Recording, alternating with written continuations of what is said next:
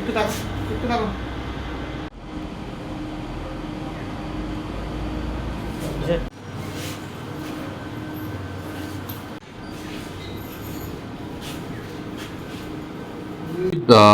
সঞ্জয় সাহা নামে একজন লোক, বাদারঘাট শ্রীনগর বাড়ি।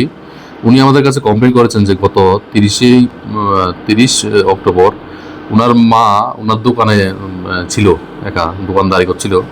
ওই সময় দুপুর আনুমানিক 2:15 হবে। ওই সময় একটা ছেলে এসে ওনাকে বলছিল যে আইসক্রিম দেওয়ার জন্য।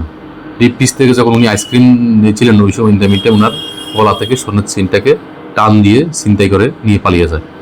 পরবর্তীতে এই ব্যাপারে আমরা কমপ্লেন নিয়ে বিভিন্ন তদন্ত করে আমরা প্রথমে প্রশান্তশীল এলাইস সুটন নামে একজন ছেলেকে আইডেন্টিফাই করি, যদিও সেই পলাতক ছিল অনেকদিন।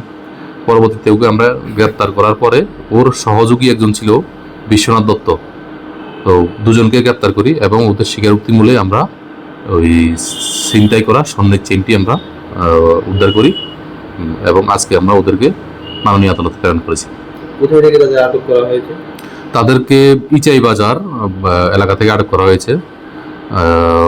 ইচাই বাজার বা কবিরাজ টিলা এলাকা থেকে। তাদের সঙ্গে কি আর কেউ আছে না? তারাই তা দেখছি আমরা আরও ইনভলভ, তাদেরকে আবার জিজ্ঞাসাবাদ করবো আমরা।